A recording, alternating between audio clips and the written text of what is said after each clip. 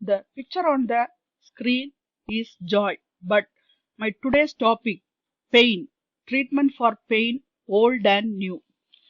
Millions of people suffer from chronic or persistent pain. Despite its prevalence, pain is one of the least understood medical problems in the world. The study of pain, in fact, is so poorly funded and so widely ignored by the medical community that some have called it an orphan science. Making matters worse, physicians are often poorly trained in dealing with pain. Totally, pain is an unpleasant sensation and emotional experience that links a tissue damage. People feel it when a signal travels through nerve fibers to the brain for interpretation. If anyone touches a hot surface, a message will be sent through a reflex arc in the spinal cord and cause an immediate contraction of the muscles. These contractions will pull the hand away from the hot surface, limiting further damage. This reflex occurs so fast that the message has not even reached the brain. However, the pain message does continues to the brain. Once it arrives, it will cause an individual to feel an unpleasant sensation, the so-called pain. Pain can be either acute or chronic. Acute pain is generally intense and short-lived. The body alerts a person to an injury or localized tissue damage. Acute pain triggers the body's flight and flight mechanisms, resulting in faster heartbeats and breathing rates. Somatic pain is one type of acute pain that a person feels a superficial pain on the skin or the soft tissues just below the skin joints, muscles, and tendons that are stimulated. Somatic pain receptors respond to several types of stimuli like cutting, crushing, and pinching, and also to temperature extremes, hot and cold. It also responds to irritating chemicals released from the injured tissue. Visceral pain, another type of acute pain, originates in the internal organs and the linings of the cavities in the body, which result from the stimulation of naked nerve endings in body organs, the viscera. Visceral pain, however, is vague and difficult to locate, but somatic pain is easily pinpointed. Visceral pain is generally felt on the body surface at a site some distance from its origin. Pain caused by a lack of oxygen to the heart muscle appears in the chest and along the inside of the left arm. Such visceral pain that appears on the body surface away from the location of the pain is called referred pain. Chronic pain can be mild or severe and last for longer than an acute pain, and there is often no cure. It can be either continuous as in arthritis or intermittent as with migraines. There are no objective scale for identifying the type of pain. The indications of pain includes restlessness, crying, moaning and groaning, grimacing, resistance to care, reduced social interactions, increased wandering, not eating, sleeping problems, etc. The doctors will either treat the underlying problems if it is treatable or prescribe pain relieving treatment to manage the pain. Let us see some of the treatment. This acute pain treatment mainly involves taking medications, non-steroid anti-inflammatory drugs. These are a type of pain relievers that can reduce pain and help a person regain daily functions.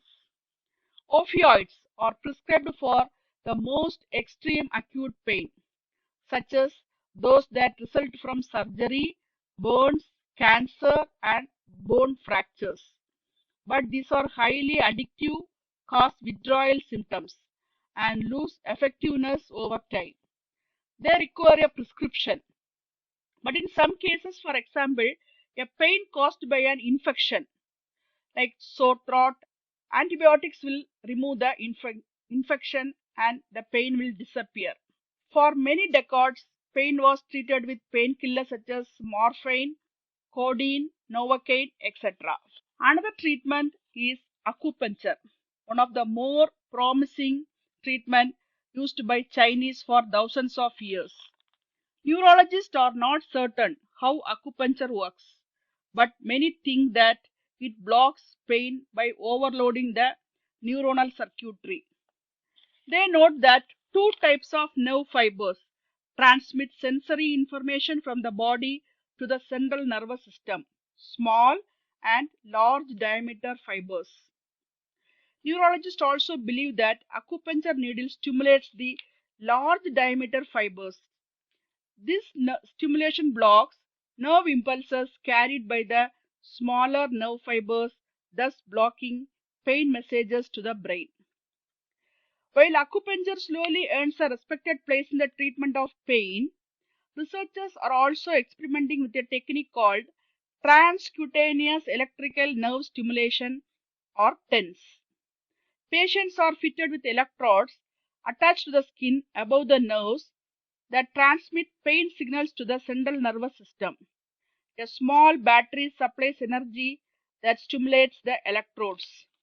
When the pain begins, patients press a button on the battery pack that sends a tiny current to the electrode. The current is conducted through the skin and blocks the pain impulses. TENS work like acupuncture, although part of the success may be psychological. TENS can be used to reduce pain after surgery and in pregnancy. Severe pain can also be treated with surgery. Doctors cut the nerves or destroy small parts of the brain to get rid of chronic pain. Unfortunately, pain recurs in 9 to 10 patients who have undergone pain relieving surgery, usually within a year or so. Recurring pain results from the patient's regrowth of axons. Even after another operation, the pain frequently returns, often with much greater intensity. Consequently, physicians are now looking for the alternative measures to eliminate chronic pain. Another promising measure is deep brain stimulation. Electrodes can be implanted in parts of the brain and stimulated to block pain impulses before they reach the sensory cortex, where pain is perceived. The electrodes are connected to a portable battery worn on the belt or implanted under the skin. When the pain begins, the patient turns on the current, blocking the pain impulses.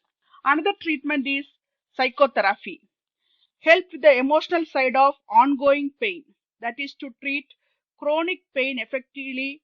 A psychologist can help with pain management through physical, emotional and psychological aspects to overcome stress caused by pain. These are helpful in changing habits and improving sleep. The following steps like staying active, knowing one's limits, exercise, social connections, distract oneself, not to lose hope, etc. Another treatment is relaxation therapies. Have been shown to provide pain relief by decreasing anxiety, lowering muscle tension, and distracting attention. These include wide range of controlled relaxation techniques and exercises, mostly in the realm of alternative and complementary medicines. A person can try hypnosis, yoga, meditation, massage therapy, distraction techniques, or a combination of these practices. The next one is physical manipulation. A physiotherapist or chiropractor can sometimes help relieve pain by manipulating the tension from a person. Heat and cold, another treatment used for relieving pain. Using hot and cold packs can help to relieve the pain. Finally, rest may be the best option as the body requires it for self-healing or overworking a part of the body. Everyone wants happiness, No one wants pain, but you can't have a rainbow without a little rain. Take rest, stay safe. Thank you.